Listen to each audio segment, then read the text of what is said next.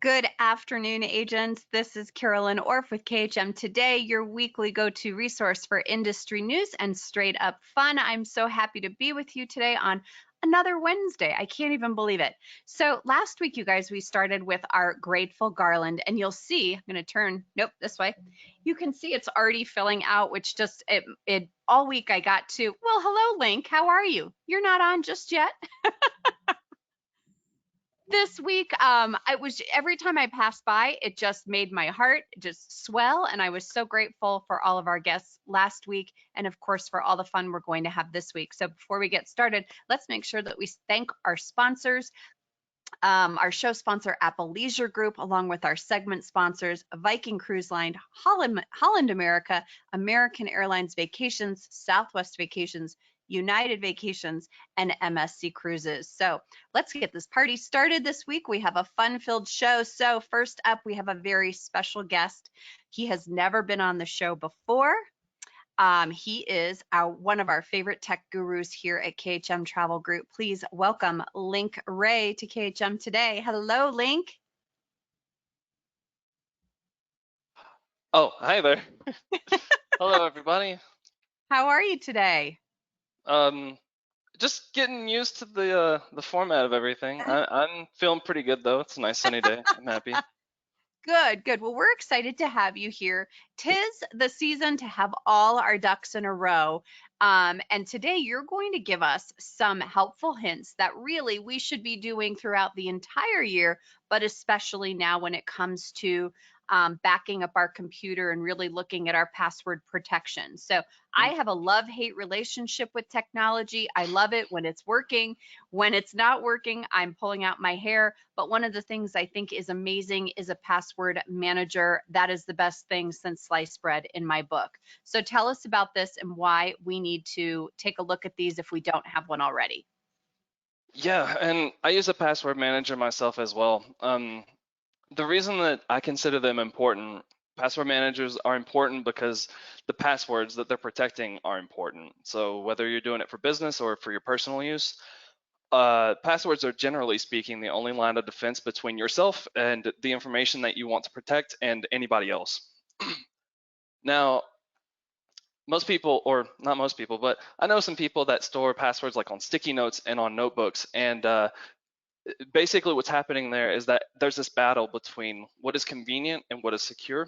So whenever you put it on a notebook, it's very convenient, and people have decided, I'm okay with taking the risk of somebody walking by and getting those passwords because the convenience is there. Password managers, though, are a little bit of the best of both worlds because they're both convenient and they're secure. The trouble with the storing on sticky notes and notebooks is also that they're forgetting about three little components. Passwords need to be complex and long, and they generally aren't if you're writing them down. They need to be different for every site, and they generally aren't in that case, and they need to be updated regularly. So I did a little research before this, and I have a quick little brief quote. This is from April 2021. You may be familiar with this, but Facebook hacked. They released a whole bunch of passwords, including 32 million records in the US, and includes stuff like the Facebook IDs, your full name, your location, birth dates, email addresses.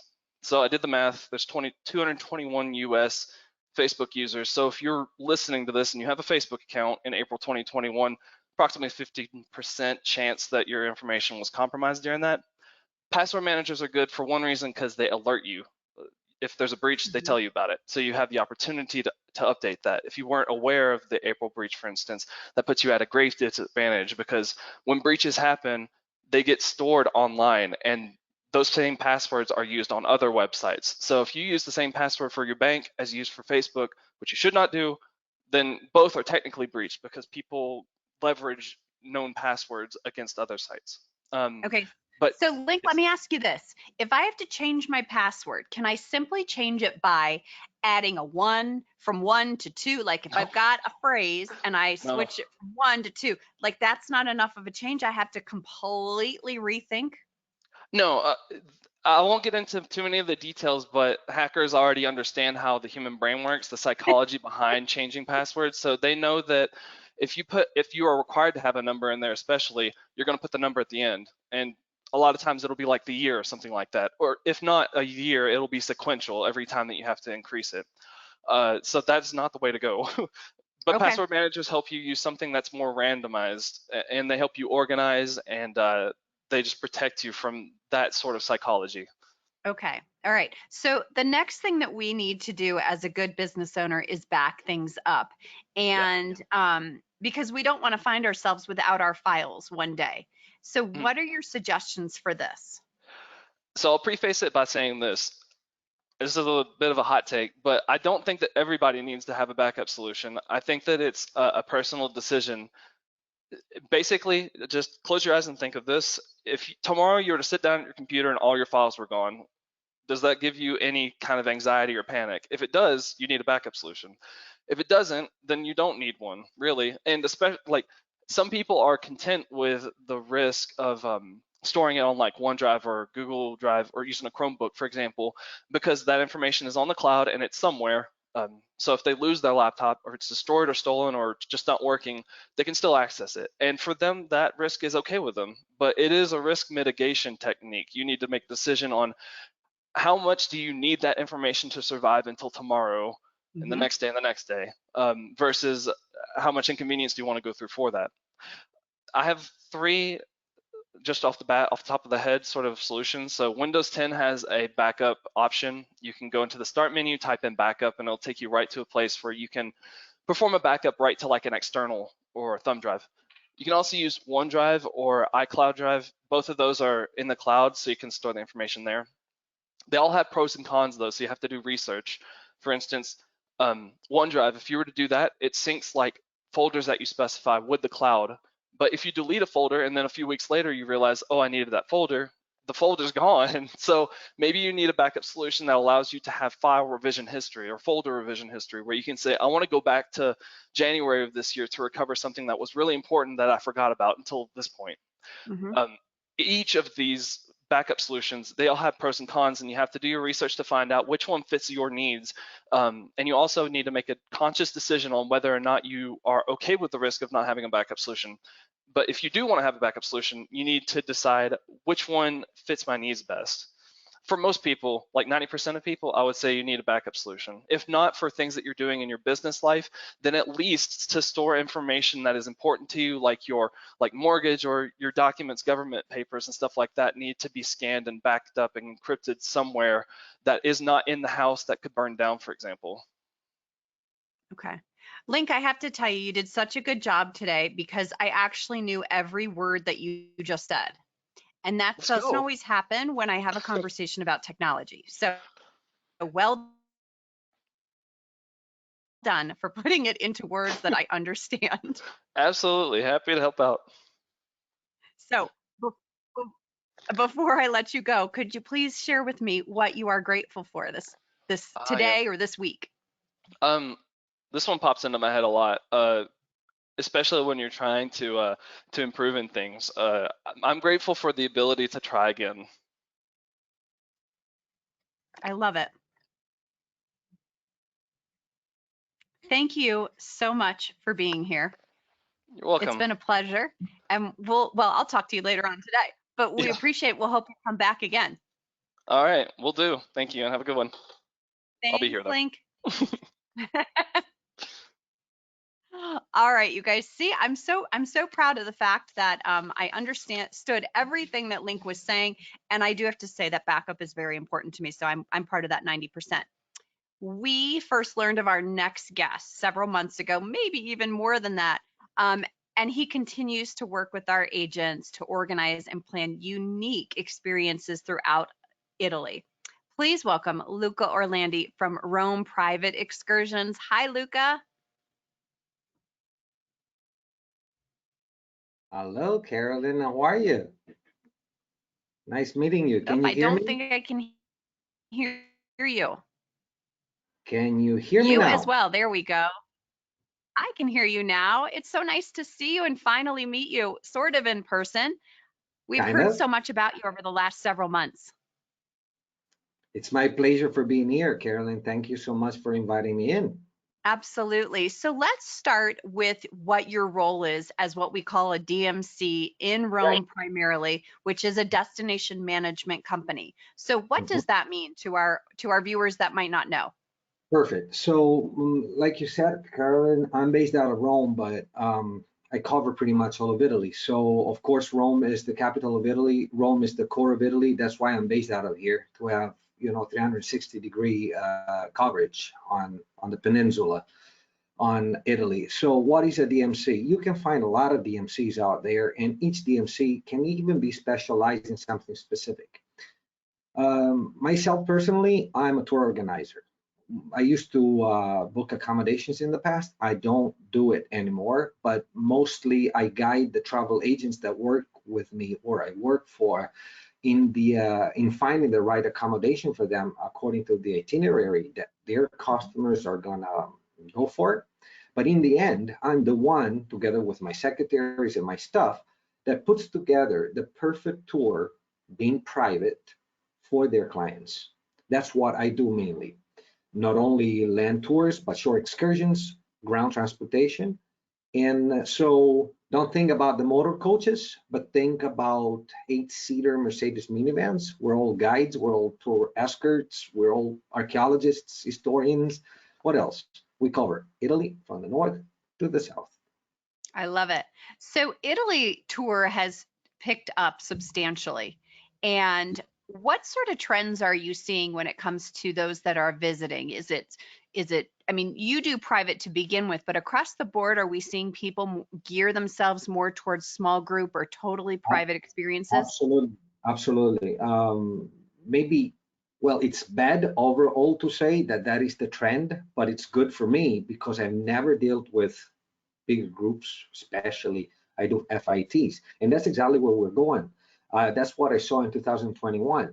People are more keen on traveling with whoever they know more than sharing a bus with other people. Also, because don't forget that the COVID transportation rules in Italy are pretty strict. So occupancy on the bus is now 80%, but because our cases are very down, but at the beginning was 50%, living like a line of seats empty. So yeah, 4 people, 6 people, that's the trend. That's how people are seeing it and how people feel more comfortable with. Absolutely, yes. How are you able to work? And this just came to my mind. How are you able to work right now when I'm assuming that occupancy and entrance to certain places is limited throughout the day, maybe limited Actually, throughout the hours? Are you seeing that as a challenge for you guys? actually, Carolyn, not at all, because once again, now overall, that decreased the numbers of people at the sites. So for the full tourism economy, maybe that is a drawback. But in my business, in my niche, I would call it, I didn't see a difference. Actually, I saw the customers being more pleased with the fewer people at once at the sites. And it made my job so much easier because you can now breeze the Yeah. atmosphere while visiting, and you're not like struggling through the crowds from AM to PM, right? So it's much more pleasant, and it's gonna be like that for a long time because people are now more conscious in terms of traveling, and they do it more more sophisticated way. Let's put Mhm, it that way. mhm. Can you share with us some of your favorite experiences? With the clients. Yeah. Is there a particular tour that you do in Rome that is So, just so uh, special that it always wows so, everyone? so once again, I like to stress it out. Despite my business is called Rome Private Excursion, it's called like that because 17 years ago when I started it, it was me in one van. Now I cover all of Italy, so I should be called it Private Excursions, but that domain is already taken. Now to report something, there are two things that are still here in my heart. The first one is the first time that I led a group of Americans through the Vatican Museum 17 years ago, following a suggestion by a bouncer that used to work in a bar that told me, yeah, you speak English, you're an archaeologist, why don't you do this? So the first time I actually have this one group of 10 people that was found, let's say, by this one guy that worked as a tour guide at the Vatican during the day and a bouncer during the night, that one will be always in my heart because I always had this passion of sharing the little I know about my country with other people. But that gave me the strength to keep on going. And only then, back in 2004, I understood this is what I want to do in my life. I want to be the ambassador to Italy for whoever's coming over. And I've been doing that since then. And that's the first thing. Talking about the tour, gonna be very, very quick. I have a passion, keeping outside all the religious beliefs and everything, artistically talking, for the Christian art. So we're better than Rome to do that. And so back 10 years ago, I have developed a tour that is called basically Ancient Rome, Christianity in Ancient Rome. So basically I lead the customer step by step in the understanding of the development of the Christianity in Rome, not through the Bible or religious books, because that's not what I do. I'm not a priest, but through the art. I make them see where Peter and Paul were buried, where Paul is now, sorry, where Peter and Paul were kept in prison, where they were executed, where they're buried, where they lived in the city of Rome. And that is something that people, I bring people cry at the end. It's very emotional, no matter which religion you are. I can hear the passion through your voice, and honestly, like, I just want to jump through the screen and just, or just continue to listen, because it's so beautiful, the passion that you have for your country, and it's just amazing to me. I can't wait to get over there and experience it with you.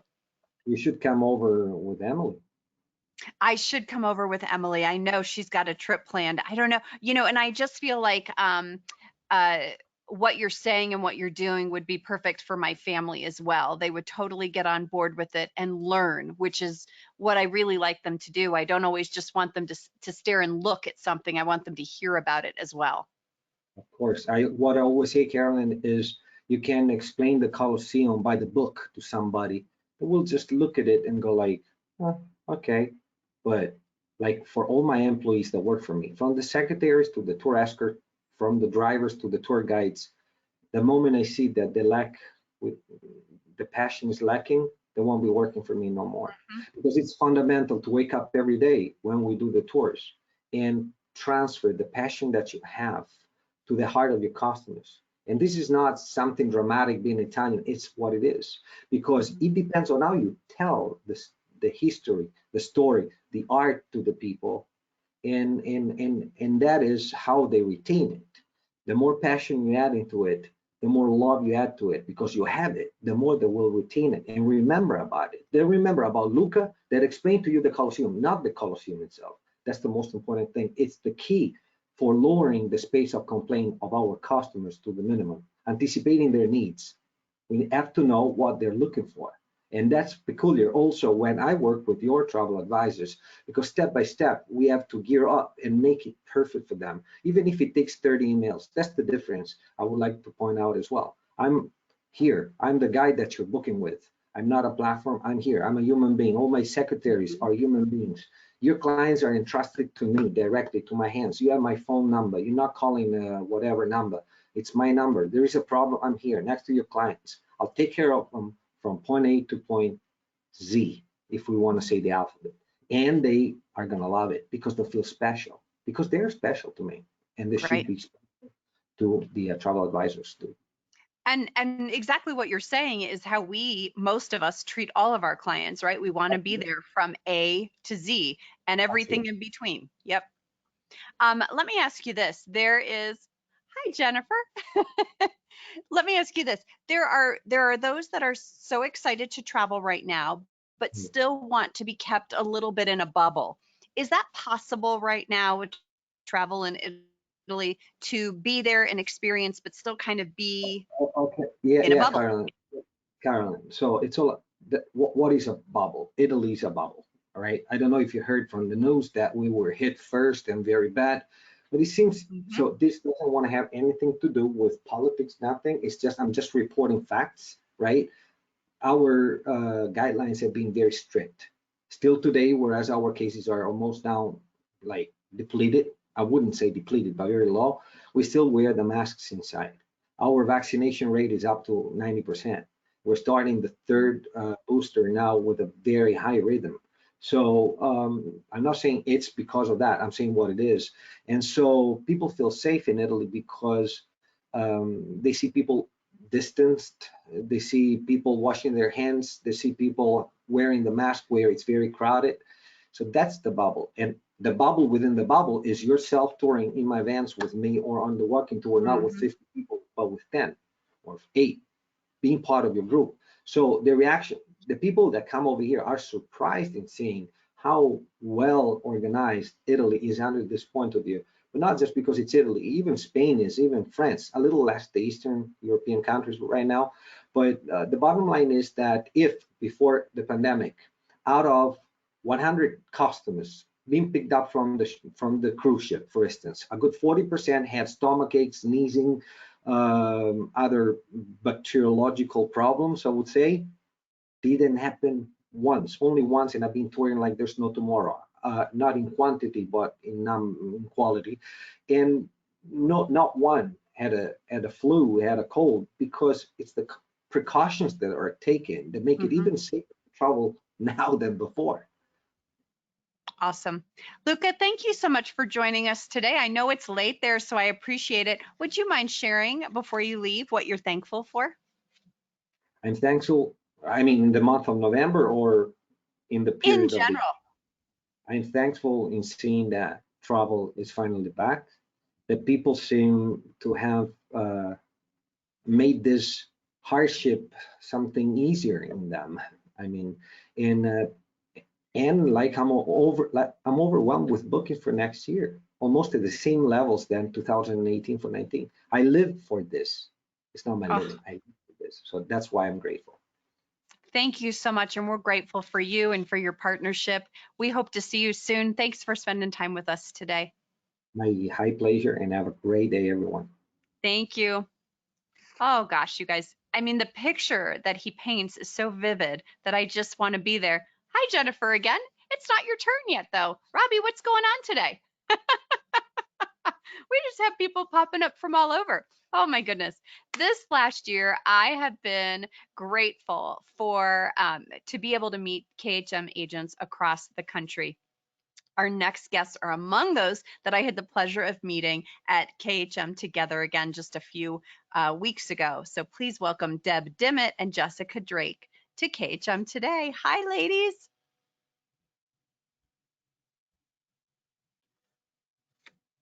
We'll see if they come on. There we are. Hi. Do we have sound too? Do we have sound? I hear Jessica. Me? Yes, we do. There. You hear me? There we are. There we go. Hi, guys. How are you today? Well, good. How are you? Good, good. I'm just going to turn around real quick and put my leaves up here. Let's see, where can I put them? It's getting full. So, you guys, I have to say it was so funny. We were sitting at the same table for the breakouts, and I forget what session it was, but someone said something about the local newspaper, and you both chimed in and were like, oh yeah. And I thought, well, this is just bizarre. What are the chances that I'm going to be sitting at a table with two people who actually write articles for their local newspaper? So, I mean, I thought that was strange to be with one person, yet two. So this really kind of piqued my curiosity. So Jessica, let's start with you. How did this come about? What local paper do you write for, and how did you get this introduction to it? Okay, so I live in a very large neighborhood of about 600 homes, and we actually have a magazine publication just for our neighborhood. So the person that is responsible for this magazine, she actually reached out to me asking if I would be interested in advertising in it and also writing for it. So I kicked around the idea for a little while because I don't get to write for it for free. It's considered an advertisement. So I do have to pay a monthly fee in order to do that. I get a reduced fee by writing. After a few months of thinking about it, I decided to go ahead and give it a shot. And so that's how it started. Awesome. And Deb, how about you? When I opened my agency about 9 years ago, I sent a press release that I was open to all the papers in the area. And I live in a rather large city, and we have a large paper. And of course, they roundly ignored me. But the local paper in my area, it used to be its own town. It got annexed. It still thinks it's its own town, has a circulation of about 15,000. And they picked up my press release and then called me and, of course, asked me to advertise. And I told them I wasn't to that point yet. And they said, what if you write us some travel articles? We're always looking for content. And so I've been writing articles for them ever since. And do you find that a challenge? Like, how do you pick your topics? Based on what's going on, mostly. I mean, if there's nothing earth-shaking going on, sometimes I'll do destinations or time of year. I'll talk about tropical destinations in the winter, or Alaska and Antarctica in the summer, just kind of opposite weather stuff. But mostly lately, it's all been COVID and what's going on in the world. Mm-hmm. And Jessica, during the pandemic, did you find it hard to write? I would imagine you would, because, you know, you want this to be positive. You want this to showcase your skills and your talents. Yet, you know, I don't know. How did you feel during that time? Yeah, so our magazine comes out every month. So I'm responsible for an article every month, and I have to turn it in 5 weeks prior to publication. Oh, wow. So, you know, in a normal time, it wouldn't be that big of a deal. I'd pick something that's, you know, I'd want to talk about in December but with COVID, we had no idea what was going to happen in 2 days, let alone 5 weeks. So I did find it incredibly difficult to keep coming up with something that I could write about that did have a positive spin to it, but that also I wasn't going to feel like I shot myself in the foot 5 weeks later. Like when I wrote about cruising and turned it in 3 days before cruises were suspended. Oh. That's That's when you get on your 10 speed with a Post-it note and go door to door trying to cover up the article. Yeah. Yeah. So what have you found to be most wonderful about this endeavor? What have you learned about yourself through this whole process? So my former life, I was a math teacher, and I always said anything writing related, that's not me. I've learned that if I find something that I love, I can actually write. So that was kind of surprising to me. Deb?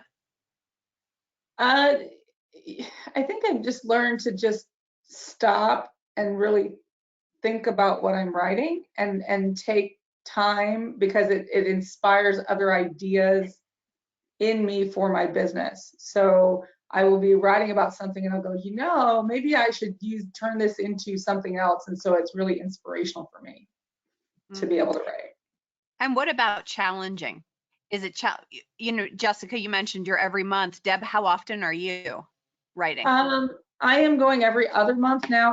The paper actually comes out twice a month, and I was doing one every month. Now I'm doing one about every 6 to 8 weeks, just because I've been so busy and they've had some other content, and COVID kind of, I was saying the same things over and over again, just hang in there kind of things. But now that things are opening up, I'm probably going to go back to once a month, because there'll be more to talk about.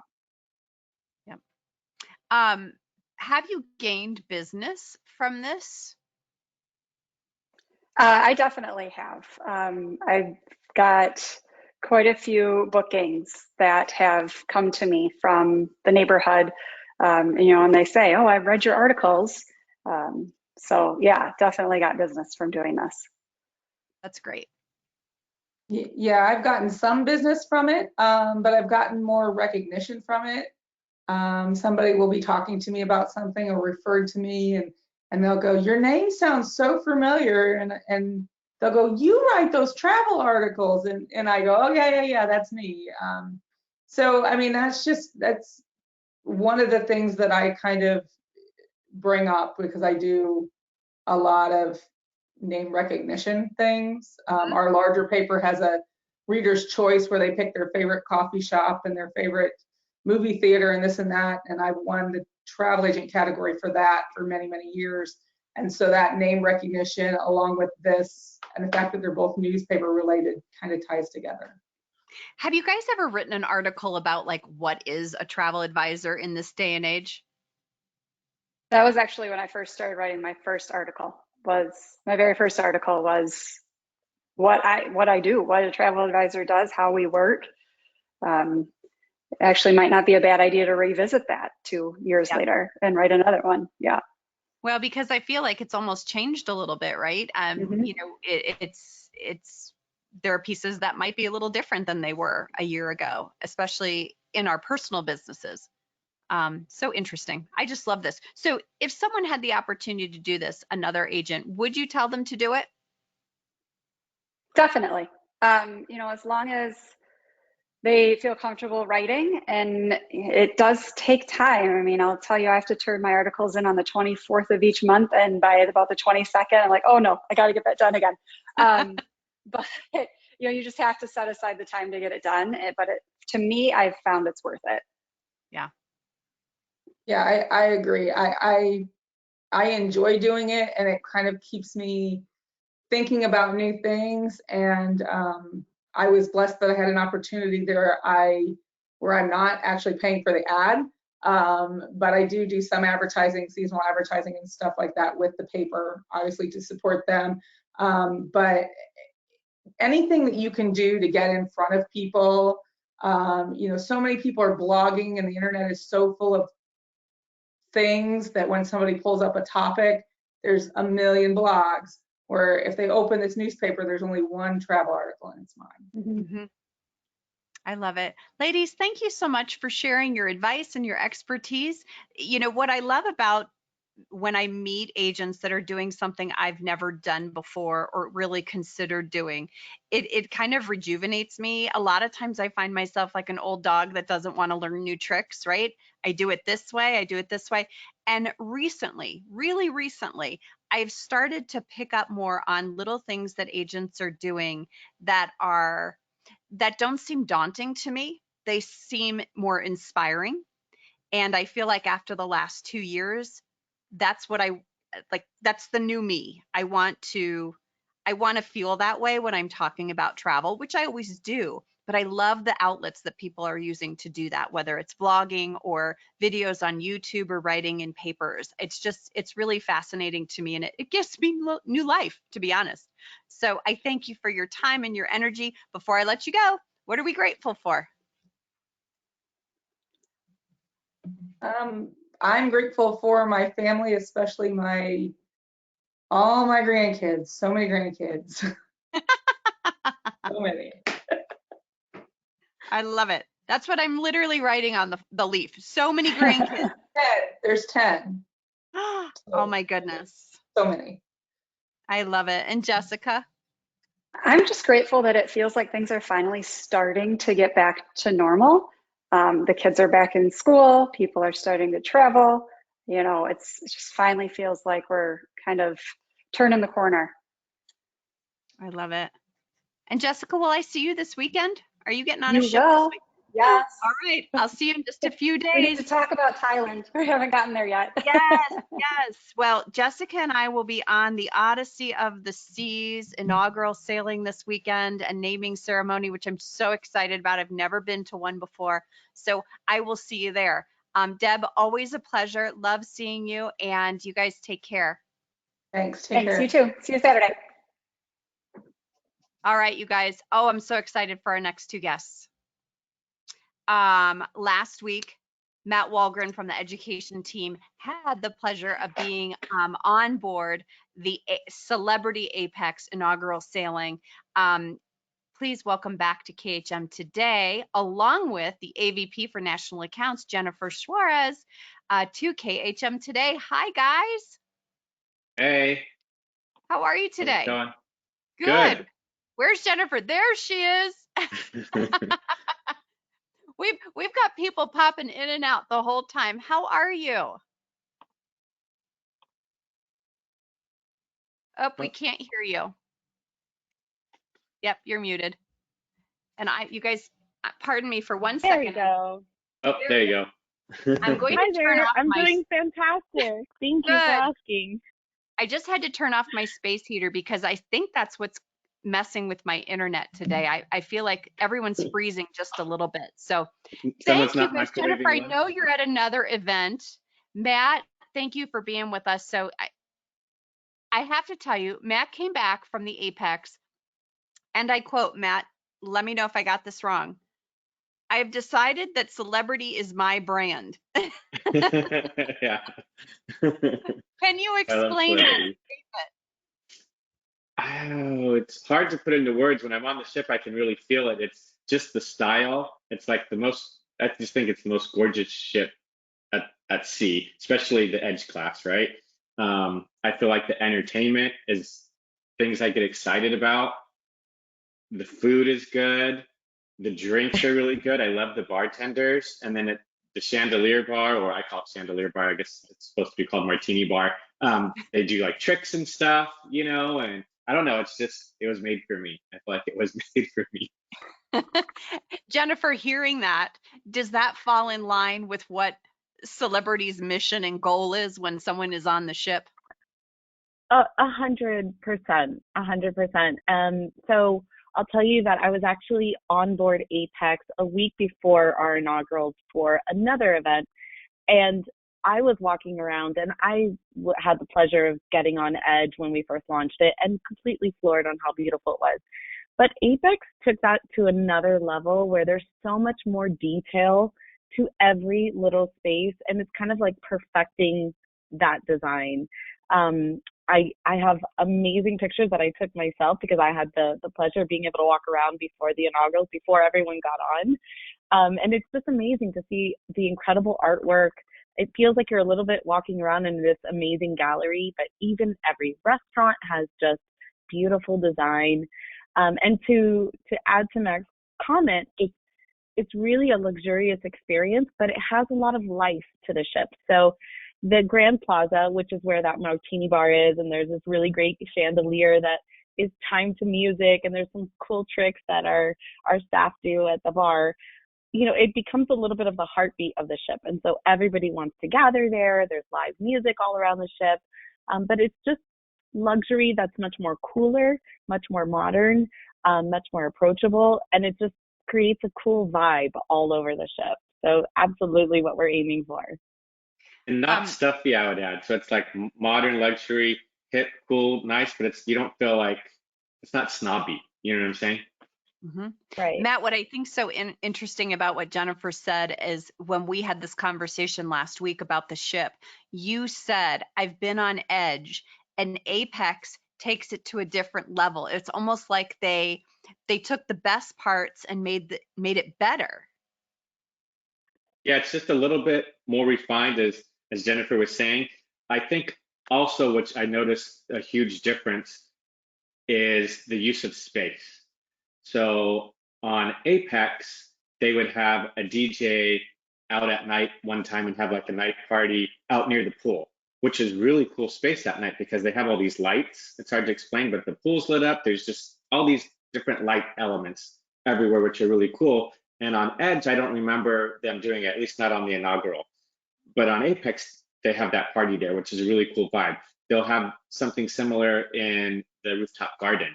They'll have shows in the club, when before the club was just the club, and that's all they used it for. Now, when I went there, they had like archery you could do in the club during the day. They had different games. At nighttime, they had this show called Caravan, which is kind of like this hip version of The Greatest Showman or something, is all I can think of. It's really fun, but it's in a more smaller, intimate space rather than that theater. They had a show in Eden, which is my favorite place to hang out. It's this really cool lounge that kind of looks like the Garden of Eden, right? That's the idea. And there's these spiral sort of platform that go, there's just different spaces to hang out there that are really cool. And that's where, to me, I love the best drinks are, the most interesting and like edgy drinks are. And they have this like really cool Wonderland show. It's like Alice in Wonderland, but they're engaging with the audience and they're moving around. So I got this really cool footage. I just happened to be standing somewhere where one of the singers came up and she's like right there singing in front of me. And then she moved around and went somewhere else. But the show's kind of almost everywhere in that space. So you're kind of in the middle of the show, but outside of the show. And I don't know how to describe it, but it's just a fun, immersive experience. I mean, I can see on your face, and this is why we love to do these, because I think after almost 2 years of not having ships, I feel like this face to face where someone's saying to you what they love about the brand you work for and the product that you have just means the world. I mean, from my perspective, it's music to our ears. This is exactly what we wanted to showcase. We've done a lot of work on the entertainment side, on the food and beverage side, especially from Edge, because we did have some new shows with Edge, and to be honest, the one in Eden got a lot of mixed reviews when we launched Edge. It was very in your face and made some people a little bit uncomfortable. And we really took that feedback and said, okay, this is not working for 50% of our guests, and we kind of did away with that. But to Matt's point, we want the guests to feel a part of the programming and be, not just sitting back, but enjoying it fully. And so this is it's just perfect to hear. And I couldn't be more proud of our brand. I couldn't be more proud of, what we stand for. The godmother of Celebrity Beyond, which was named on November 2nd, is Rashma, who's the founder of Girls Who Code. And it's just kind of goes along with everything else, all the incredible work we've been doing on the onboard side, but really as a company, what we stand for and the diversity on the ship within our every single area, the bridge, even in our food and beverage team, which typically is also very male focused. That is all changing little by little, and we're doing so much in that area. And this kind of just brings it all together. It's everything we want for guests to experience, but everything we want to do in society as well. Speaking of taking the charge, I'm a huge fan of Captain Kate, and I know she was at the naming ceremony last week or a week and a half ago. Is she captaining Edge right now? I feel like she's moving over to Beyond. So she is the captain of Edge right now, and then she will move to Beyond next year. She is incredible. She is kind of a media frenzy on her own right. She totally does it on her own. She does not have our PR team help her in any way, shape, or form. So she's just like creating this very real content, and it's really resonated well amongst, a lot of different people. So she has, I don't know how many followers on TikTok now, but it's incredible. So I was actually right behind her at the naming ceremony, and I just saw her completely filming it with her phone, like off to the side, very non-intrusive. And I'm like, wow, she's just like always on. But she brings a very realistic view of her position, of all the inner workings of the ship. I mean, I even learned a lot about our laundry services from some of her posts, which I've always wanted to see. I've been with the company 19 years and I had no idea how we did it. And so she just kind of brings a new perspective to the bridge staff, to being on board and living on board, and that whole ecosystem on the ship, which is pretty incredible. She's amazing. We absolutely love her. And so, Beyond will launch April of next year. It will be just a slightly bit larger than Celebrity Apex. It'll actually have an additional deck, so some additional suites. The whole Sunset Bar, Matt, I don't know if you got to go to the Sunset Bar, but it's amazing. But on Celebrity Beyond, it'll actually be a 2-story space and about double as large. So it's pretty cool space there, and some cantilevered pools out on the rooftop terrace. So we're kind of bringing that area even more to life on Celebrity Beyond. I love it. One of the things I sailed Celebrity in Greece 2 years ago, right before the pandemic hit. And I was with my daughter, and one of the things she said was, I just love how when I walk in the dining room, they say, welcome home. Right. And she was, I don't know, 15 at the time. So for a 15-year-old to pick up on that level of service was really kind of neat to see. And they did. I mean, you felt like you were part of the family from the minute you got on that ship. The service was out of this world. Yeah. And I think even now that's even more special. So not only are they saying welcome home, but they're clapping as you're walking on the ship for the first time. They encourage you, if you're comfortable, to take off your mask. And that was something that a lot of our travel partners didn't even realize, is that because you're coming with a negative test, because everyone is 100% vaccinated, there's that freedom, and you kind of get on board and it's like back to normalcy in some ways. And so for the crew as well, they're just so excited to see everyone and be back in their role. So I love it. Matt, any final thoughts? Yeah, I just wanted to speak to the service a little bit. I've always enjoyed the service on Celebrity, but this was my first time back on a Celebrity ship since the pandemic, and I feel like it's a little bit better. And I don't know if it's because everybody's excited to be back at work or what it is, or if it's because of other vacations I've had recently that weren't on a cruise and were on land, and it's not as good, where I'm just like, I feel like cruising is the way to go right now. I mean, it's the best vacation you can take right now with the capacity caps, the service levels, everything. I've done 2 cruises, not just with Celebrity, but both of them have been the best experiences I've had on a cruise ever. So I don't know what's going on, but I want it to keep up this way. And I really encourage, for those of you out there, to encourage your clients, especially clients who maybe have been hesitant to cruise in the past, didn't want to cruise. Now's the time to try it. I echo that. I feel like everyone that gets off a cruise ship is beyond excited. I know we heard it at KHM together again that the satisfaction rates are through the roof, that everyone is happy with staff and food and entertainment and accommodations and safety protocols. It just really is such a, it warms my heart after so many months of nothing, to come back with something that's spectacular and well deserved and so hard fought for, on so many fronts. So thank you both for being here. We appreciate it. Jennifer, thanks for taking time out of another event to join us. So we really appreciate your partnership, and we just love you guys. Thank you. It's my pleasure. All right, you guys, thank you so much for being with us today. Oh, I forgot. Hold on. Don't go anywhere. What are you grateful for? Matt thought he was going to get away with not saying anything. Jennifer, what are you grateful for? So I'm a mother. I have an 8-year-old daughter, and I'm going to be very real that the last few months and years of school have been difficult. And so I am super duper grateful for my daughter's 3rd grade teacher. I could not be more thankful for schools being open and welcoming our kids and getting them excited to be in person, because it really is just amazing and necessary. So Nope, I understand completely. I'm surprised that 2 are not running above my head in and out the door from high school. So I never know when they're at the high school level and they've got open campus. I never know who's coming or going and at what time. So very grateful that they have that opportunity as well. Matt?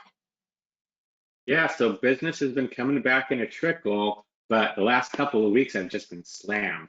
And so it's been busy, it's been crazy, it's been stressful, but I'm grateful to be slammed again with business. And this is normally, in a regular year, would be my slow season. I don't get a lot of business now, but everybody's just coming back now that they can, and it's exciting.